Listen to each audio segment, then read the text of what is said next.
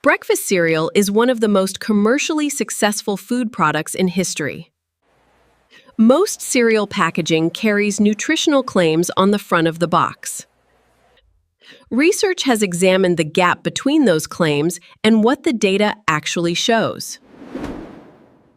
Many consumers consider their choice reasonably healthy, guided by front-of-pack messaging. What's really inside breakfast cereals? Examining common foods through the lens of peer-reviewed research, including research that challenges what marketing tells us about what we eat, what it is, how it's made, and what the science says. The commercial breakfast cereal industry is over 130 years old. Its history explains how the product evolved into what it is today. Early commercial cereals in the 1890s were simple, minimally processed grain products. No added sugar. No artificial color. Formulated for digestive health. Sugar was added to commercial cereals progressively over the following decades, from the 1900s to the 1960s, steadily increasing over time. Research documents that added sugar increases palatability and drives repeat purchasing. Children's cereals consistently show higher sugar and more additives than adult products. Marketing to children has been a primary commercial strategy since the 1950s. A peer-reviewed study compared children's cereals across 5 countries. Median sugar in children's cereal categories: 22 to 29 grams per 100 grams. Most cereal production starts with grain that has been milled, refined. Milling removes the bran and germ, where most fiber and micronutrients are found. Milling can reduce fiber content by approximately 75 to 80%. Micronutrient density, including B vitamins and minerals, also falls significantly. Cereals are then fortified, synthetic B vitamins and iron added back after milling. Whether synthetic fortification exactly replaces food matrix nutrients remains under investigation. The dominant manufacturing method for breakfast cereals today is called extrusion. Inside an extruder, grain is heated to 150 to 200 degrees Celsius under high pressure. A sudden pressure drop at the exit creates the puffed or flaked texture. Extrusion fundamentally changes starch structure at the molecular level. This makes starch far more rapidly digested than the same grain in minimally processed form. Studies show extrusion raises predicted glycemic index by 22 to 36%. Most extruded cereals score 70 to 90 on the glycemic index. Intact whole grains are around 45. That range is comparable to refined white bread. Both labeled whole grain atho, but their glycemic behavior is very different. Extruded whole grain cereals produce faster, higher blood glucose spikes than rolled oats. For blood glucose management, this difference can be clinically meaningful. Extrusion also degrades heat-sensitive vitamins, vitamin C, thiamine, and folate. These are replenished through post-processing fortification, added back after the heat. After extrusion, many cereals are coated with sugar syrups, flavorings, and colorants. High-temperature grain processing can produce acrylamide, accreter, a naturally forming compound. The IARC classifies acrylamide as probably carcinogenic to humans, Group 2A. Group 2A is based primarily on animal studies. Evidence in humans is from dietary exposure. After 20-plus years of research, human dietary risk from typical food intake remains inconclusive. Added sugar content is among the most extensively studied characteristics of commercial cereals. A cross-national study found median sugar content in children's cereals 22 to 29 grams per 100 grams. Some products in the analysis exceeded 40 grams of sugar per 100 grams of product. To put that in perspective, that's more than a third sugar content. Total sugar in cereals is often split across multiple ingredient names on the label, such as sucrose, maltose, dextrose, and corn syrup. Combined, these sugars can represent a much larger proportion than any single listing suggests. The WHO recommends added sugars represent less than 10% of daily energy. A single heavily sweetened cereal serving can represent a large portion of that daily limit. Adding fruit juice means some children approach their daily sugar limit at breakfast alone. Research comparing high-sugar breakfasts with protein-containing alternatives shows differences. Breakfast composition influences postprandial glucose response and subsequent appetite.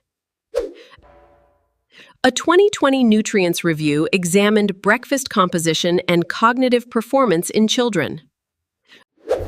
Protein-containing breakfasts were associated with better cognitive performance scores. The authors noted heterogeneity across study designs. The finding is directional, not definitive. Protein content is a stronger predictor of morning satiety than carbohydrate content alone. Habitual high glycemic diet patterns in childhood are associated with insulin resistance risk. Research also examines how breakfast composition influences food choices throughout the day. The vivid colors in many breakfast cereals are produced by synthetic food dyes. These dyes are petroleum-derived synthetic colorants regulated in most food jurisdictions.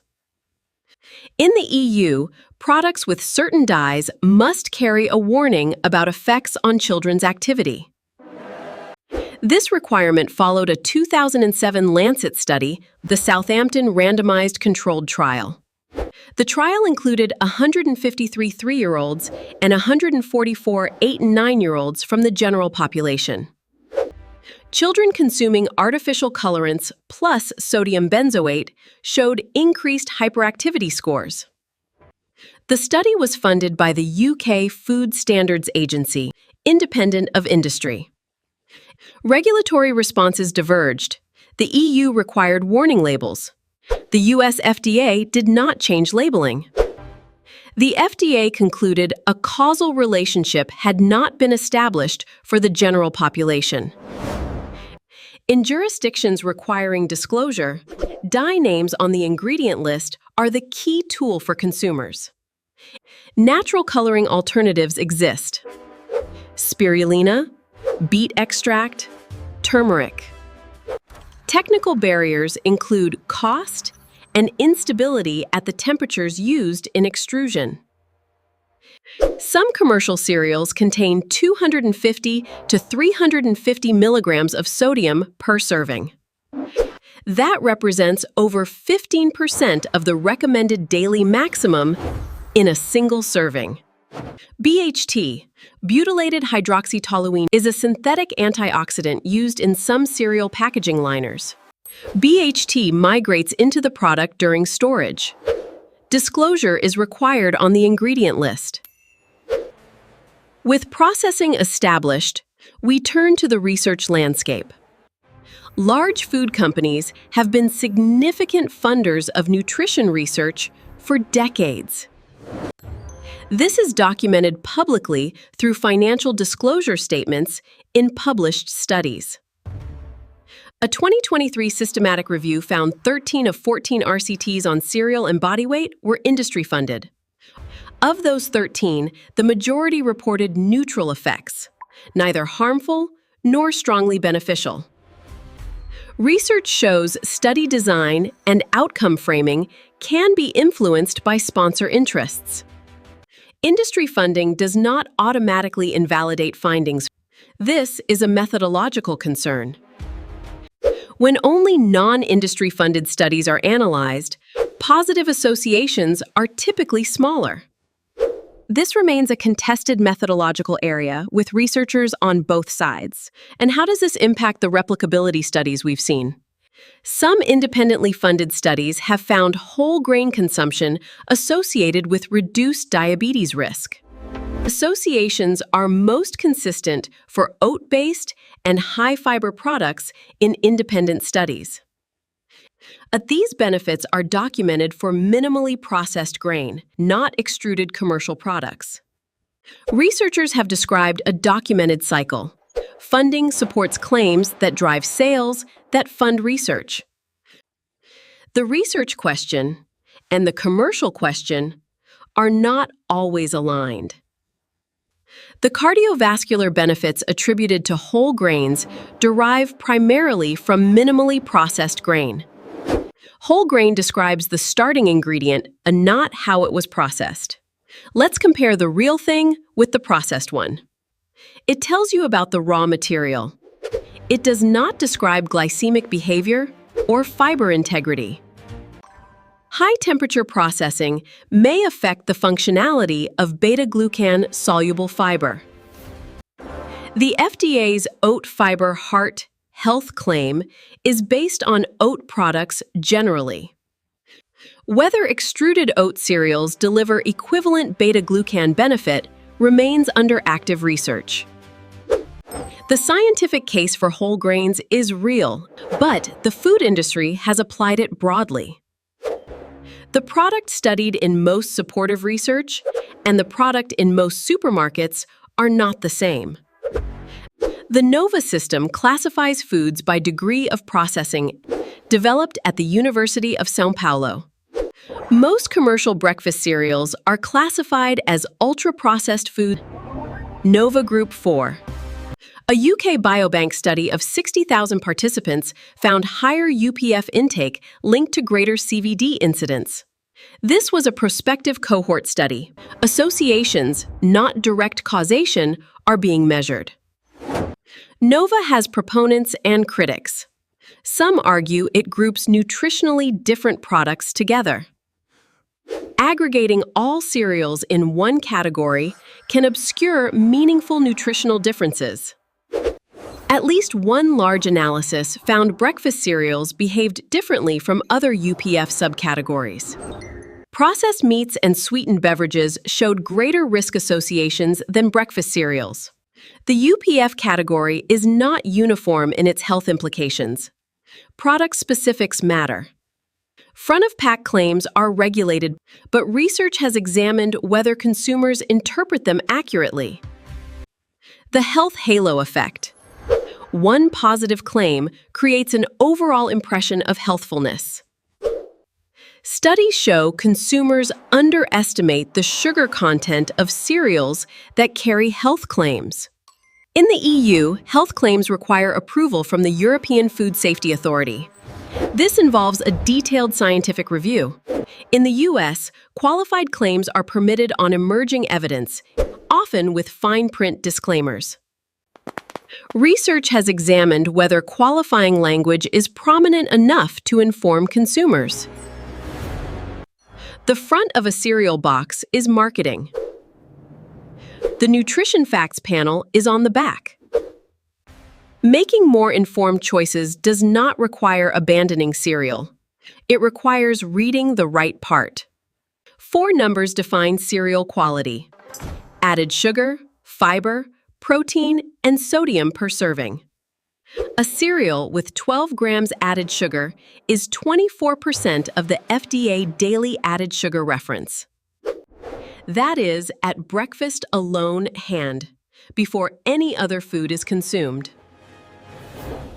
A useful heuristic: fiber should equal or exceed sugar for a nutritionally sound cereal. Fiber should be greater than sugar. Most sweetened cereals fail this test. Most plain grain products pass it easily. Products marketed as healthy adult cereals still often contain 8 to 15 grams of added sugar. Organic certification relates to how ingredients are grown, not how much sugar is present. Organic cane sugar and conventional sugar deliver the same added sugar load to the body. Plain rolled oats have less than 1 gram of naturally occurring sugar and 5 grams of protein, and 3 to 4 grams of beta-glucan soluble fiber, the most studied oat health component. Microwaved rolled oats take approximately 3 minutes to prepare. There you have it, a healthy meal in no time.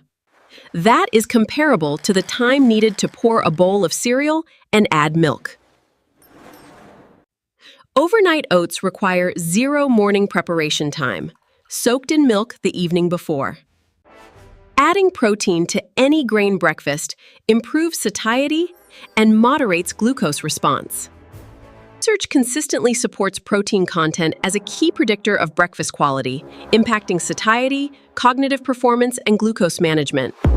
Research on children's taste adaptation finds gradual sweetness reduction more effective than abrupt change. The goal is not eliminating sweetness, it is reducing added sugar and unnecessary additives. Plain whole grain breakfast foods are consistently the most economical option per serving. 5 actions. Check nutrition facts. Evaluate added sugar. Compare fiber to sugar. Try 1 weekly plain oat breakfast. Add a protein source to your current routine. The barrier is habit for not time. Making the better choice the easier choice matters. The breakfast cereal habit is among the most strongly established food habits in the research literature. A breakfast with whole grain, protein, and fruit is nutritionally superior to most commercial cereals. Breakfast patterns established in childhood show substantial persistence into adult dietary patterns. Teaching children to read the nutrition facts panel is one of the most durable food literacy skills. Food literacy programs improve children's ability to evaluate marketing and make more informed choices. Ignore the front of the box.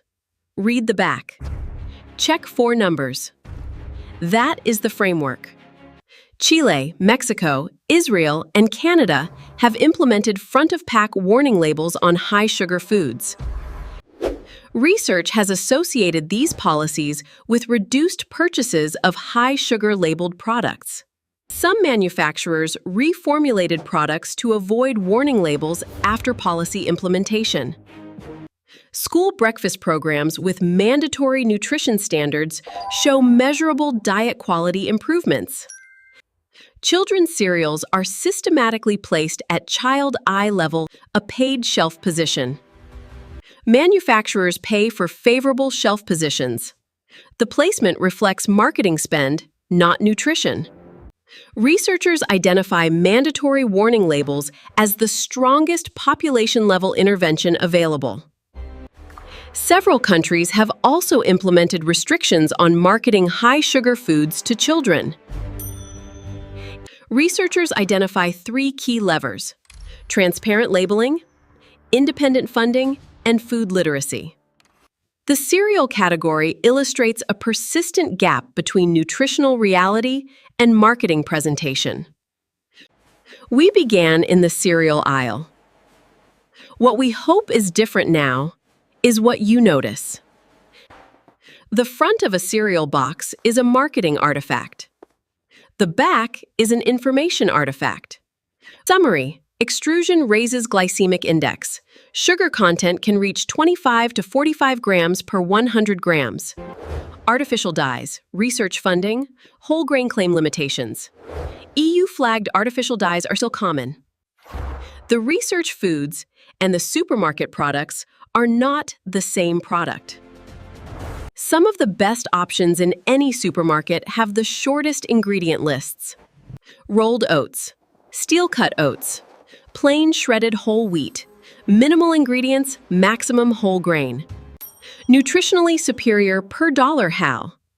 Plain grain is consistently the best value in the category. The best breakfast is not complicated. Whole grain, a protein source, and fruit. Cereal can be one vehicle for that breakfast, just not always the most nutritious one. Small choices, made consistently, aggregate into dietary patterns over years and decades. Breakfast habits reinforced by marketing in childhood extend across decades and populations. The cereal aisle looks different when you know how to read it. The information is there. Start by reading the backs of the boxes you own. You do not need to change everything. Choosing from information rather than marketing, that is the practical goal of this investigation. Subscribing ensures you see each new investigation. Next, what is really inside energy drinks? Ingredients, research, and regulation.